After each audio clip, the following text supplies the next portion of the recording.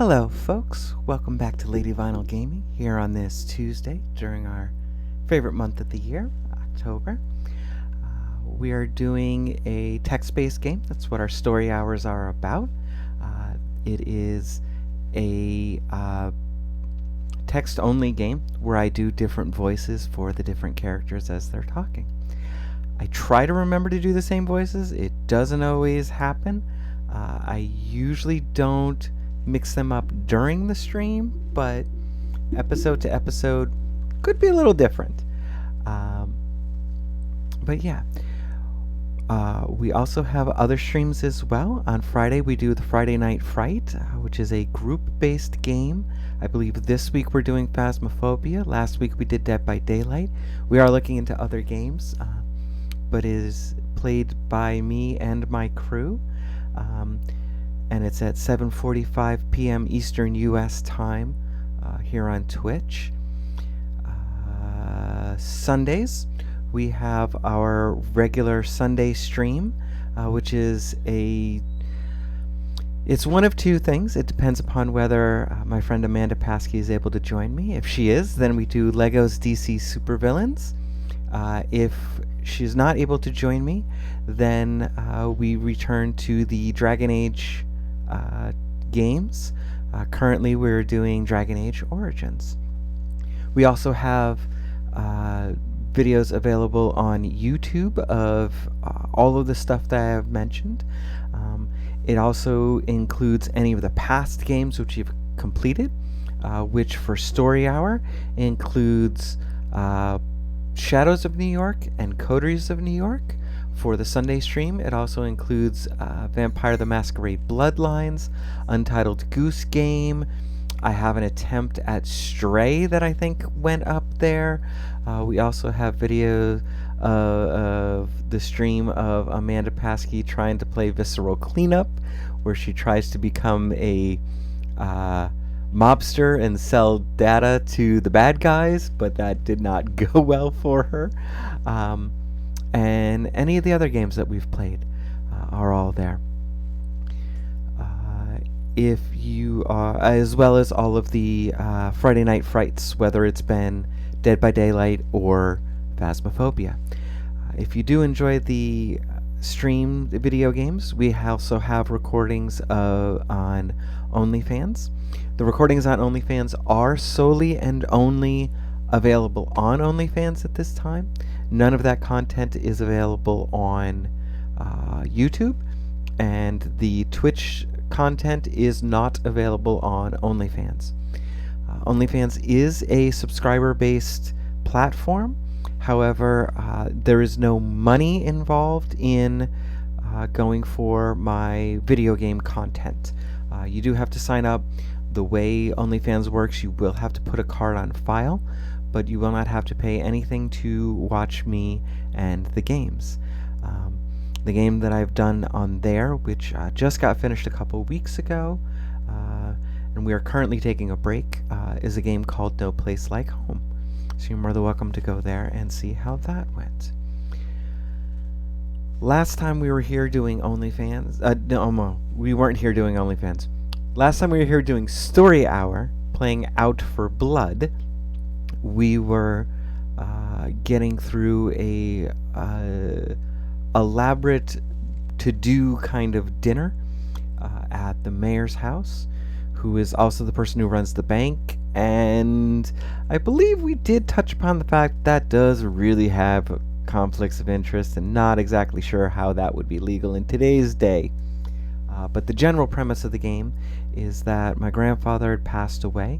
It was his place that I had spent my summers at, and so there were two friends, one of whom was in a tragic accident and is currently in a wheelchair, working with his dad. I want to say accounting or real estate or both.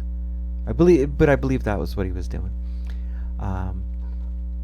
And the other best friend was had a daughter who had she was at the mayor's dinner and had a video cam of the nanny who was like a teenage kid, but we saw a creepy old woman with the daughter instead, which freaked out the friends, so it's kind of a little weird there. The dinner got broken up because one of the kids, local kids, had gone missing, and everybody kind of went home. And that's where we are at. You make your way back home to check on the store, feed Hex, and get a bite to eat. Waiting for you outside is a young man in a blue button-down shirt and gray pants. "Sorry, I closed the shop for a few minutes," you say, unlocking the door. "Is there something I can help you with?" He holds out his hand to you. "I am Lam Fan. You may have received a text from me earlier. Technically, I work for your store." You open the door and walk in, Lam following close behind. You stop at the counter and turn to him. "Okay, now what's this all about?" Before you can speak, Lam hands you a resume, though it is off-center and somewhat grainy. "I apologize for how this looks. The laser printer at the library was out of ink, so I had to use a dot matrix printer." You give it a glance and see his full name is Quan Tu Lam Fan, and he has worked at 3 jobs previously. This very store for 6 days, as a beverage specialist at Morning Pulse Coffee Shop, and as a sales coordinator at Double 20's Hobby Shop. "So you go by Lam?" you ask. He blinks hard a few times. "Yes, I prefer it. My full name is long and difficult for Americans to say. I now go by my middle name since it's easier to pronounce." "If that's what you prefer," you say. He straightens his stance like he's at attention in a military line. "So when would you like me to start?" "Whoa, slow down. Let me ask you a few questions first." "Okay, fine. Just so you know, I am the hardest worker you will ever hire. I greatly enjoyed working for your grandfather and know the store very well. I'm never late and only need minimal breaks." "Please don't come to work sick. That's what sick days are for." "Sick days? Never mind. We'll discuss benefits later." Lam nods. "Well, you own the store. You should not busy yourself with stocking shelves, sweeping the aisles, and dealing with customers. Your time would be better spent with big picture items like expansion and world domination. Not really world domination, but you understand. Anyway, please ask me any things you like."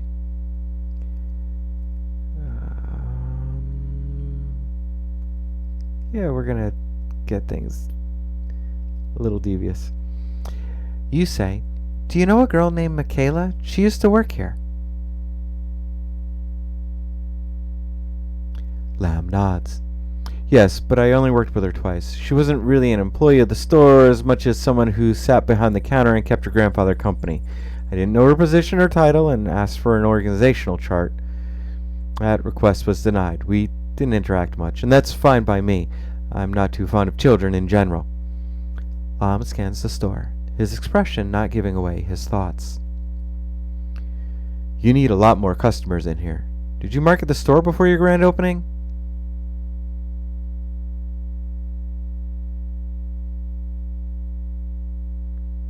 "I'm not the one being interviewed here." Lam nods. "That's fair. It's difficult for me not to give my opinion. You can always tell me to shut up, though. I have no ego in these sorts of things." He takes out a notepad from his jacket pocket and jots something down. He writes for a moment, then looks up at you, waiting for your next question.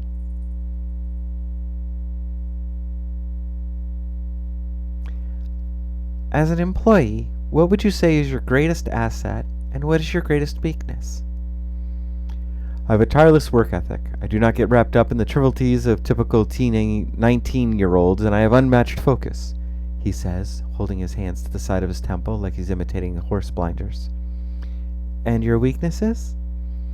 Lam lowers his hands again and stammers before clearing his throat and starting again. "I normally do not reveal my weaknesses, but since this is an interview, I feel compelled to answer. Sometimes I get flustered when talking to stupid people. Unfortunately, you come across a lot of stupid people in retail. I've been working on my ability to talk to people even when I feel they lack basic common sense or intelligence." "Okay, great," you say and move on. The front door rattles from the wind and the chimes jingle as though a customer were entering. "I'm enjoying this interview more than the one I had with your grandfather." Lam adjusts the display stand on the store. You say, "How was it working for my grandfather?" Lamb considers the question before answering. "I very much enjoyed working for him. I found it very educational, and he gave me the freedom to sell to customers without the micromanagement I have seen at other jobs. To be fair, working for him was not without challenges. I found him to be quite secretive and prone to anger, not that it was directed towards me. Sometimes his face would turn so red and his voice would go so low and scratchy, I thought he was a demon. Otherwise, though, I enjoyed it very much." "I guess I'm not surprised you experienced all that in working with him for only 6 days." The store door opens, and in walks an older woman with a cane in one hand and a small shaggy dog under her arm. She walks straight toward the counter and places the dog on the surface. He wags his tail and lies down like he's been there a million times. The dog's comfort and the way the woman moves through the store suggests she has been there a number of times. Before you can open your mouth, Lamb steps up to her. "Mrs. Jenkins, it's a pleasure to see you. How can we help you today?" She smiles at him, hands him her cane, and takes out her purse. "Oh, Lamb, I left the house and didn't even remember to bring my doggy bags, and Baxter had this afternoon ritual right outside the store. Do you have any for sale?" Lam leans over the counter, reaches under it, and grabs a small plastic bag. "Will this do?" She smiles with all too happy giggle. "Thank you so much. That's perfect." As she reaches for it, Lamb holds on. "Why don't I go out and clean it up? Maybe you'll see something you like in here." He makes his way towards the door, leaving you with Mrs. Jenkins. "What a wonderful young man!" She stares around the room, and her eyes go wide. "Oh dear, I love that! Can I see it?" She points at a Kindle Paperwhite.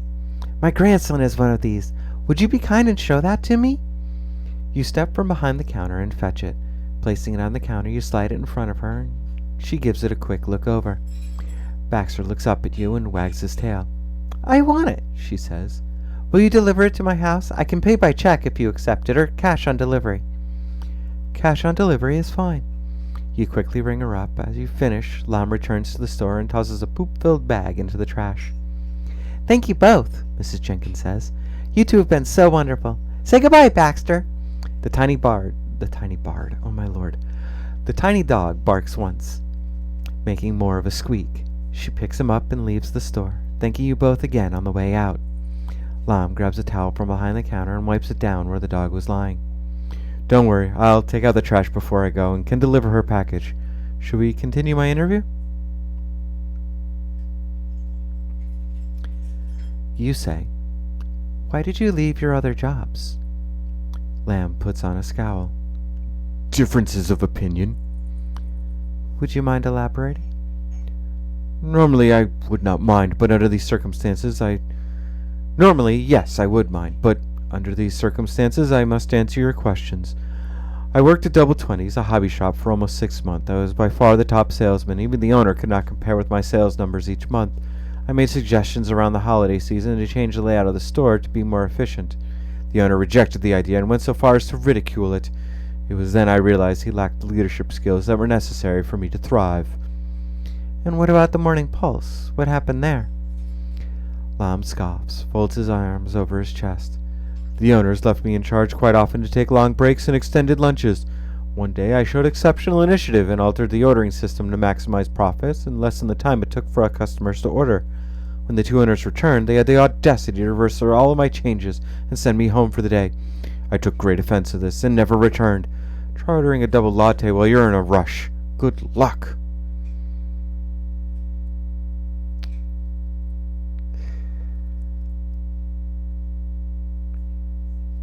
You say, "What do you like most about Jericho Heights?" I am really laying into this interview. Like, I am glad this is a game, because this is not an interview I would do in real life. But goddamn, this is fun in this game. Lam rubs his chin and cheek. Oh my lord. Lam rubs his chin and clicks his teeth before answering. "The opportunity. My family came here with few expectations. Since then, my father started a law practice, and my mother now runs a marketing company. We did not expect such a small town to accept us so openly. Not all places welcome Asians or people who do not look like they come from they do not come from America. Of course, we have had obstacles, and some people have shown prejudices, but we never felt that we lacked opportunity. Great answer, you say. Then you say, what do you like least about Jericho Heights? It's a small town, and there is only one, if anything, he says, and then pauses like he expects you to understand him completely from those few words. When you don't respond, he continues. One Vietnamese restaurant, one hobby store with tabletop role-playing games, one bus route. At some point, I may move to a larger city with more options, but for now, I enjoy other aspects of Jericho Heights. I understand. We can move on. You say, would you be able to accept less pay? Lone groans and furrows his brow. No, I know my worth. I know I'll make the store a lot of money, and I should be compensated fairly. Crap. Okay, folks. So here is what I am curious about. And granted, I have not played this before. This is my first playthrough of the game. I am thinking, though, that I could hire him, have him basically take over running the store and not worry about the store. Or he's going to be a goddamn pain in the ass about everything in the store, thinking he can outdo everything. Which, honestly, the character's background is not about running a store. My personal background, not about running a store. So, we're going to hire him. You're hired. When can you start?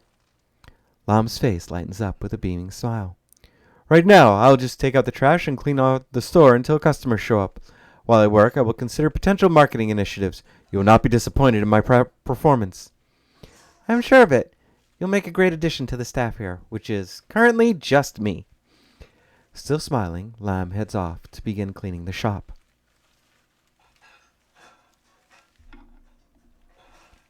You leave Lam to watch the store and head across town to the middle school to return Lacey's iPhone to her. Not wanting to move the red beast from its nice parking spot, you take a bus that lets you out right at this main entrance. It's a little into the afternoon when you arrive. You don't remember the schedule, but school should be letting out soon. Unsure how to find Lacey, you ask a teacher for help. They inform you that Lacey called out sick today.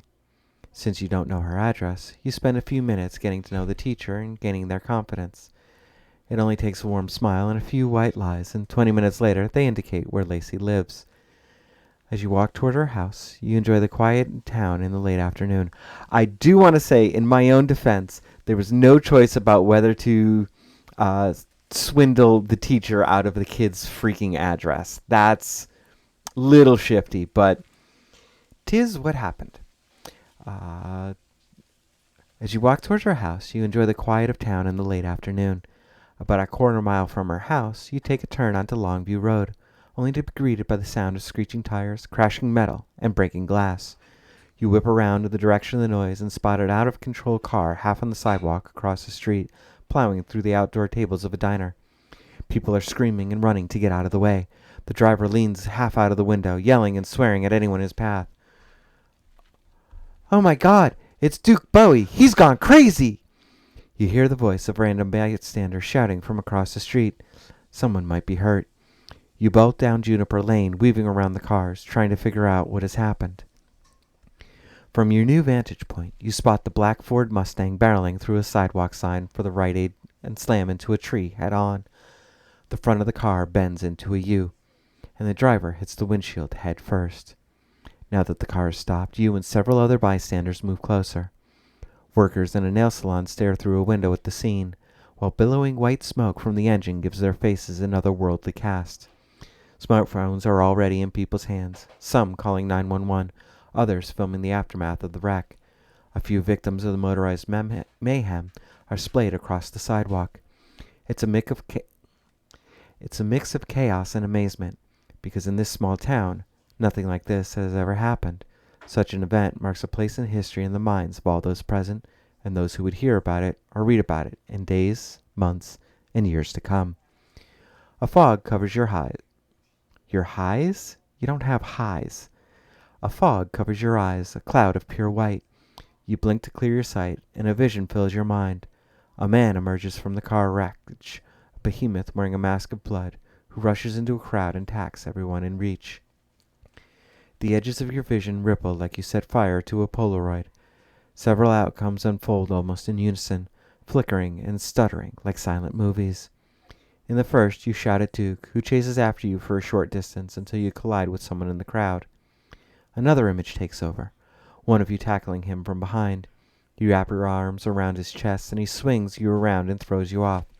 You slam into the side of his car, back arching in pain. The images fade as quickly as they come, and you stare at the smoking Mustang, the broken glass, and the bent metal in the street. Duke stirs in the driver's seat. When he sits up, his forehead is covered in blood, which trickles down his face and into his thick brown beard. His door rattles and flies open. One of his massive legs steps out of the street, and the crowd gasps and back away a few steps. "I'll kill every one of you fucking cockroaches!" he yells in a gruff voice like he swallowed noise. No. He yells in a gruff voice like he swallowed nails. A man steps out of a Buick behind the wreckage and steps forwards, hands raised in a sign of peace. "Duke, what the hell you doing, man?" Duke steps from the car and stands. Dressed in a plaid shirt and camouflage cargo pants, he stands 6.5 feet tall and has the body of a pro wrestler. He growls, grabs the man who stepped from the Buick, hoists him in the air, and tosses him like a laundry bag. The man flips feet over head and smacks onto his windshield, which spiderwebs from the impact. Screams erupt from the crowd, and those watching scatter in all directions. Some run towards stores, others back to their cars, and a few fall to the ground amid the mayhem. Any that get too close to Duke are punched or kicked. He screams and chases down anyone in his sight until someone else catches his eye and becomes his temporary target. A small shaggy dog starts out from the entrance of the diner and rushes over to him, barking and prancing at his feet. It's Baxter, Mrs. Jenkins' dog, and you see her standing on the sidelines calling his name, her face turning to terror when Duke stares down at the tiny dog.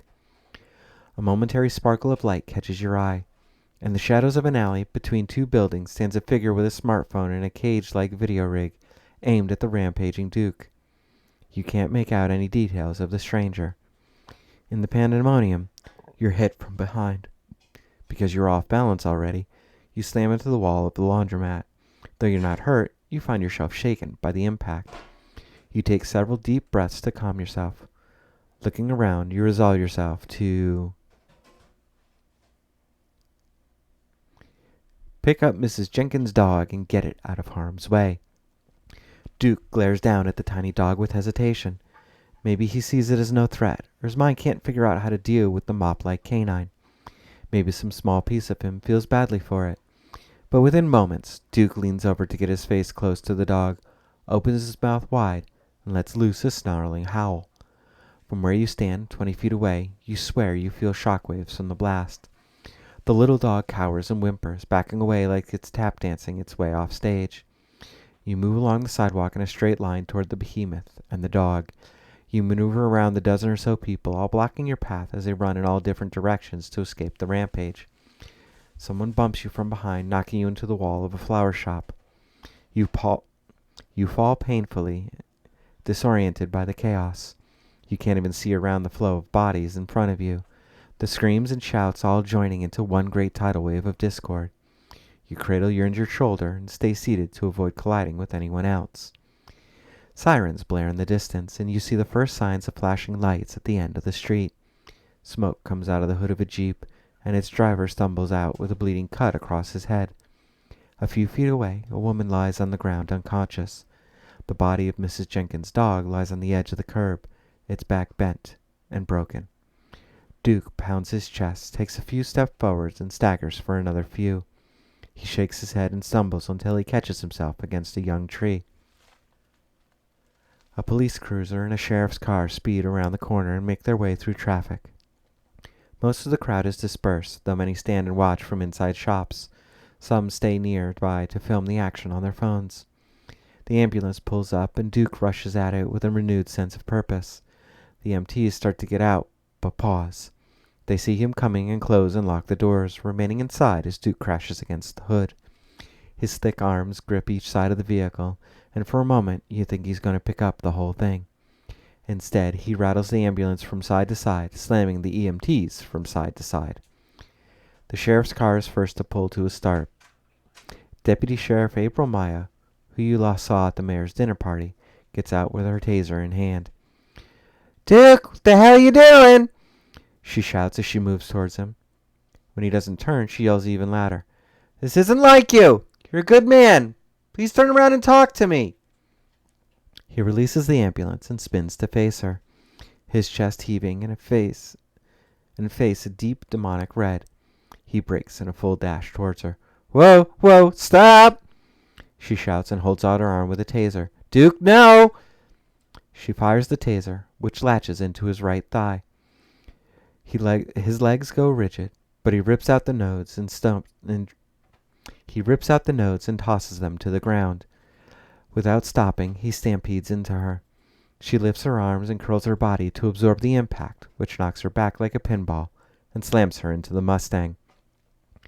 The state trooper's car pulls up and spins to a halt just next to Duke. Two troopers pop out of the car, the closest one to Duke with a baton in his hand. Duke kicks the door into the trooper, which sandwiches his body. The trooper crumples to the ground, half in and half outside his car, body slumped. The other trooper is a large, meaty man, close in size to Duke. He lumbers around the front of the squad car and yanks at his sidearm. Get your hands up! Duke lunges at him and grips his throat and arm. They tussle against the side of the cruiser, and the pistol goes flying to the middle of the street.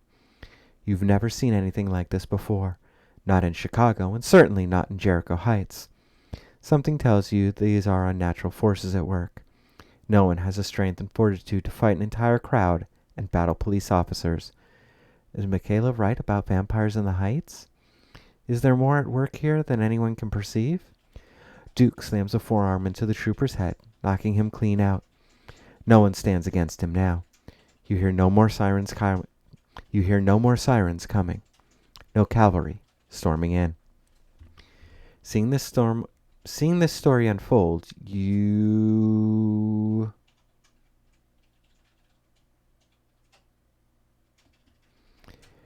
help Deputy Sheriff Maya back to her car. You don't see anyone coming to stop this madness. Deputy Sheriff Maya may be the only remaining option. You keep low and move along the street in a straight line for her, only looking up once in a while to check that Duke remains focused on the downed trooper. When you reach Maya, you swing open the door to give yourself enough room to help her. What can I do to help you? You say to her. She glances over her shoulder with the wide eyes and a tightened jaw like she's unsure of you. Help me get inside. Hurry. You place your arms under her arms and support her as she climbs into the front seat. She draws a key off her belt, unlocks a shotgun attached onto the dashboard. Help me back out. She grunts and groans as you guide her back outside. He only knocked the wind out of me. I'm better. Get inside my car. It's safe. She gives you a quick nod, which you can tell by her otherwise intense expression must count for a lot. Duke, get away from him! She holds up the shotgun and aims it at him while she takes slow steps forward. He swings his body around and charges at her. Duke, I don't want to do this, she says, pleading with her in a strong voice. I'm telling you for the last time, get down on the ground. He speeds up, crossing the distance with unimagined speed. A thunderous shot rings out. Duke's body jerks backwards, and blood sprays out his torso. He lurches over and crashes to the pavement.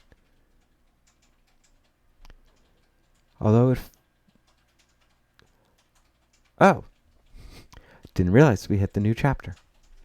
Chapter 5. This town ain't right. Although I felt very weak, I did not feel ill, and strength, one always fancies, is a thing that may be picked up when we please. Joseph Sheridan Lafano, Carmilla. You sit on a wooden bench outside Dimple's laundromat, watching the tumult of law enforcement, EMS workers. I'm not on a bench. I'm in the car. She told me to get in the car. So I hate to say this, folks. I am actually going to critique this game right now because I feel the need to. I am not all that impressed with the writing because if you notice, they keep repeating a lot of words. Like, he speeds forward with amazing speed. Well, yeah, yes, we know he's fast. Like, use other words. Now, understand, I am not an amazing writer. I will own that. I am very good at writing directions and how-tos. That's what my forte is. But this writing is not the best. And I'm noticing they're not even taking into account previous decisions. And I think that's actually what's got me a little bit more upset than the not impressive writing, is because like I clicked the thing to choose to go help Deputy Maya, and she told me to go sit in the car. I read it. I saw it on the screen. You all heard it. And then all of a sudden I'm sitting on the wooden bench as everything is starting to go on.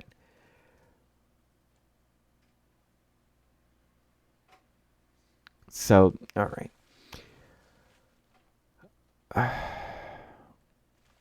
You sit on a wooden bench outside Dimple's laundromat, watching the tumult of law officers, EMS workers, firefighters, news reporters, and onlookers. Pandemonium. You're staring into the heart of chaos. A state trooper walks towards you. He's a sandbag of a man, a solid slab of body with a flat face and bald head. He marches towards you with the look of someone who's already worked long hours today. I'm Trooper Stewart. Pleased to meet you, though I wish it was under better circumstances. Hello, Trooper. I heard you saw the whole thing. In all my years as a trooper in this area, I've never even heard of a situation like this.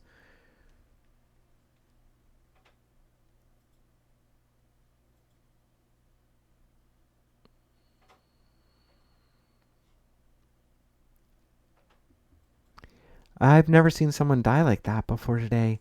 It was hard to watch, even though the deputy had to do it to save the lives of so many other people. He was on a rampage. She did warn him. He charged at her. As much as I don't like people dying, that I cannot fault their choices. She did try to tase him, and that didn't work, so. The trooper blows out a sigh that ruffles the pages of his notebook.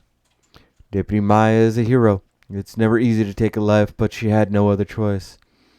I definitely want to thank her for her service to this town, and thank you as well. That's what we're here for. I just wish it didn't end like this.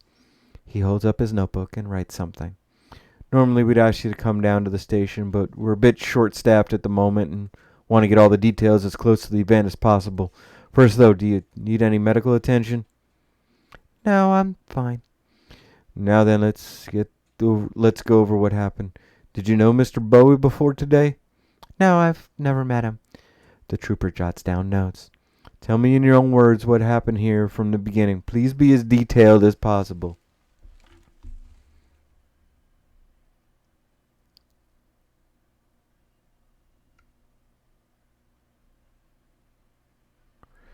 Uh, you tell him every detail you can remember to help his investigation. It may also help your standing in the community. You start from the beginning and give as many details as you can remember to help the investigation. Your ability to recall events impresses Trooper Stewart, who writes feverishly to keep up with your narrative. This is all really good, thank you, he says at the end of your statement. You've covered everything. I'm going to let the sheriff's office and the mayor's office know how much you've helped. The rarity of this event has pulled in interest from across the state.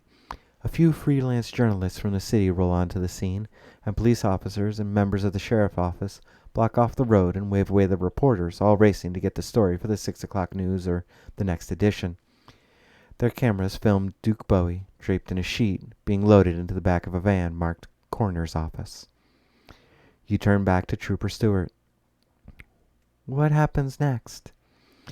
He tucks his notebook under one arm and rests his other hand on his belt. I have your statement. That's all I need from you at the moment. If you think of anything you want to add, you'll have my card to reach me directly. Otherwise, you can call the sheriff's office. Is there anything else you'd like to state now?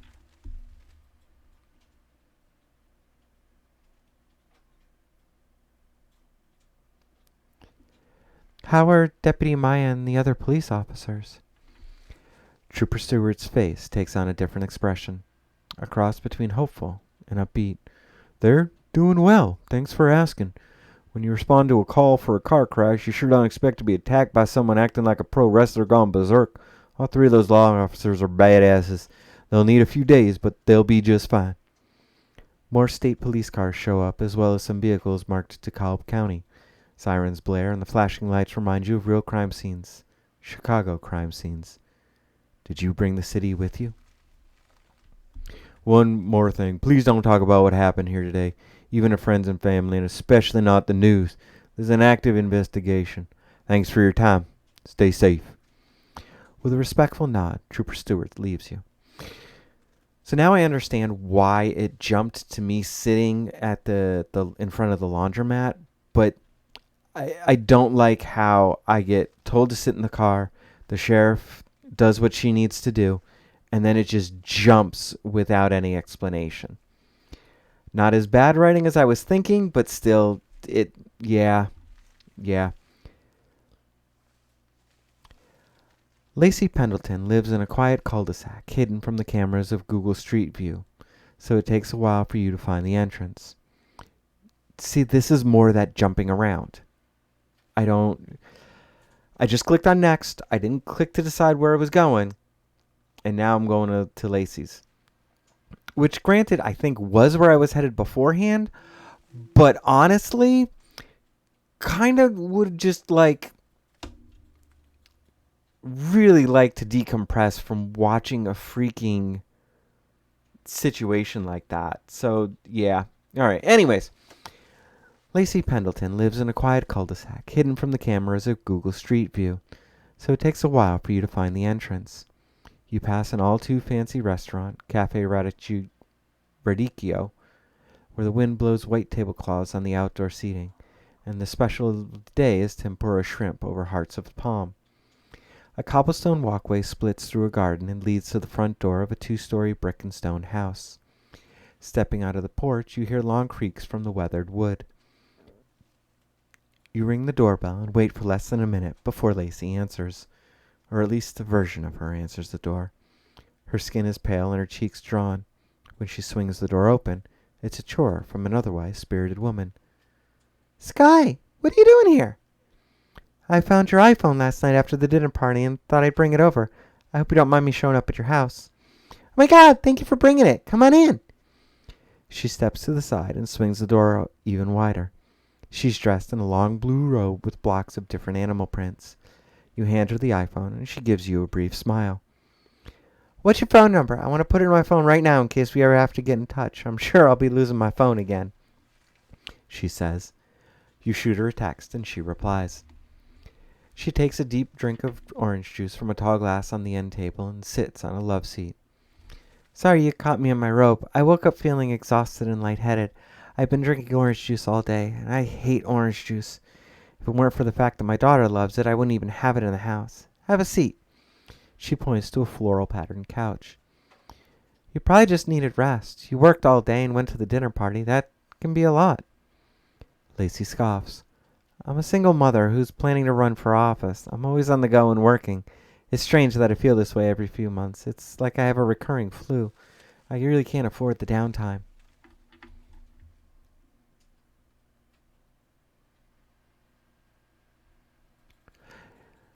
"You could have anemia or just a bug going around.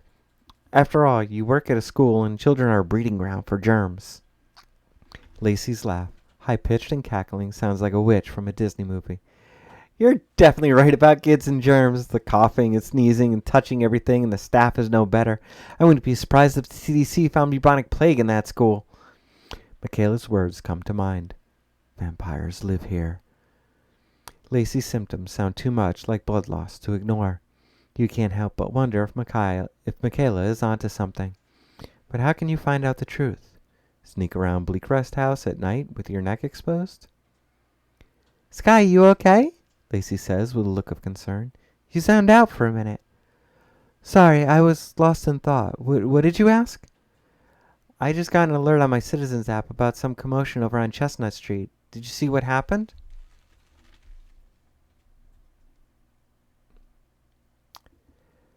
You provide enough details to build trust with Lacey, but not anything that would expose my involvement. Trooper Stewart asked you not to tell anyone about Duke's riot through the streets, but you see no harm sharing a few details with Lacey. You give her a watered-down account of all that happened on Longview Road. Though you want to comply with the trooper's orders, you want to be careful about sharing too many. Though you Though you want to comply with the trooper's orders, you want to be careful about sharing too many details with Lacey. You describe how it started with Duke driving his car on the sidewalk through a crowd, how he attacked people on the street without any provocation, and how the police showed up. You tell her how Deputy Maya shot Duke and killed him. Oh God, that's horrible. And now we'll probably never learn why. I just can't believe the Duke Bowie and that I knew was the man who attacked people on the street and fought police officers. She pours herself more orange juice from a container and takes a sip from the glass. I don't wear a lot of tinfoil hats, but I think someone must have set him up. I don't know if they drugged him or hypnotized him or what, but what you're describing is definitely out of character. It's like there are two people, the Duke you saw rampaging through the streets and the one who knew who would clean the snow off the church parking lot for free and give kids piggyback rides during the summer festival. You and Lacey are quiet with your thoughts for several long minutes. Lacey holds up her iPhone. I need to plug this in upstairs, and then I think I'm going to lie down. Thank you so much for bringing it to me. I owe you. You don't owe me anything. It's no trouble at all. I hope you feel better. Thanks again, she says, and climbing up the stairs to the second floor and turning midway to face you. Just flip the button on the doorknob on your way out. It'll lock behind you. This might be the first time I keep my door locked, well, since I've lived here. She turns and continues up the stairs. So you leave her home. The door locks behind you. While you're out, you receive a text from Lam. Hello, ma'am. This is Lam. Dr. Lobo called and asked to speak with you. I did not divulge your whereabouts. She said you have an appointment at her clinic tomorrow and you may show up at your convenience. Not many customers are shopping this hour, so I am leaving. I will be at work tomorrow at 7 a.m. Thank you for this opportunity. Nighttime creeps in as you make your way home from Lacey's house. Clouds cover the sky in gray with only wisps of white breaking through. A light breeze blows through and cools off the town. Most businesses have closed and traffic has died down, so walking through the streets takes on an eerie quality as the silence of the town suddenly seems very loud.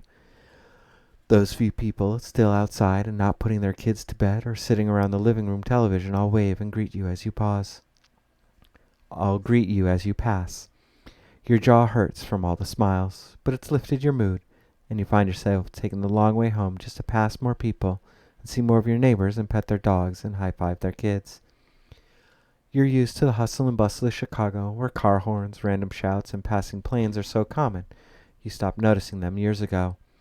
With all the people who live in the Windy City, it's still easy to feel alone. People kept to themselves. You didn't sit out front on the porch and share coffee with the neighbors.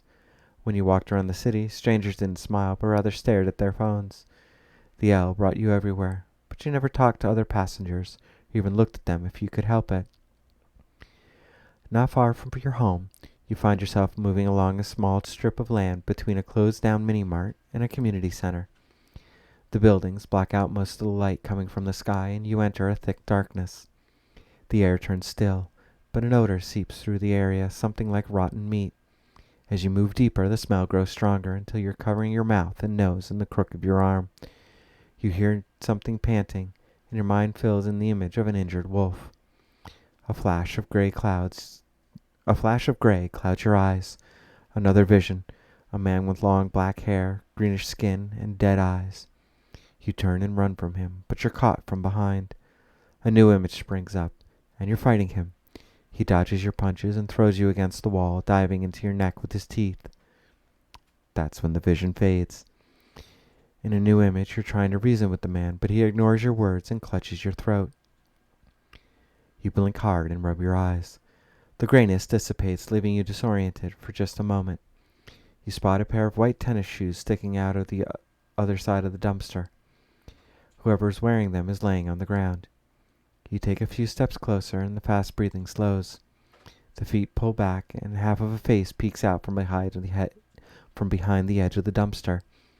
It's hard to make out features in the darkness, but it appears to be a young man with black eyes.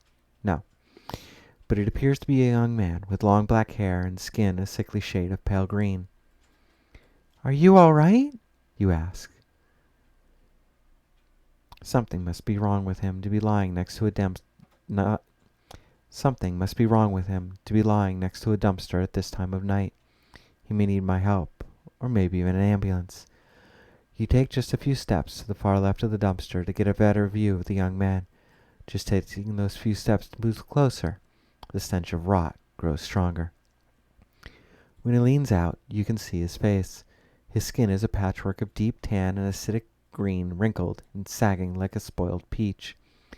His eyes are filmed over to a dull yellow. You can see glimpses of worms and maggots writhing in his open wounds. You stop and instinctively back away at the sight of him. He rises and walks towards you, his hands held out with bony fingers ending in dark brown smile. "Stay back. I don't want any trouble," you say, and step backwards until you bump into a wall. He steps forward, hands raising, and opens his mouth, exposing thin ropes of thick saliva and sharp canine teeth. Black eyes, spit, long canines. It's all you see, but none of it makes sense. How can this be? What is wrong with him? As he reaches for your throat,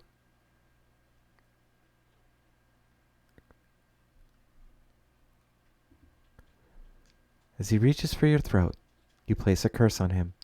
It should weaken him enough so that you can escape. That's the other thing with the writing. They jump back and forth between first person, second person, and third person. And that does honestly make reading this not all that easy. Some call them hexes, while you've always thought of them as curses. In your studies of the occult, you learn to focus your energy to change one's fate. It could be as simple as a misstep, or a minor malady, or something catastrophic. Placing a curse is not without its costs. Summoning these energies takes its toll on your on you physically and mentally.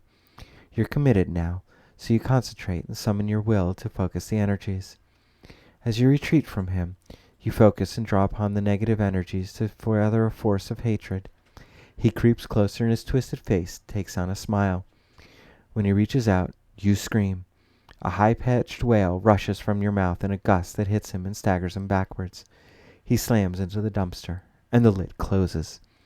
He recovers and lunges for you, but his hoodie catches on metal from the dumpster and snaps his neck back. He drops to the floor, and you hear his head slam on the concrete.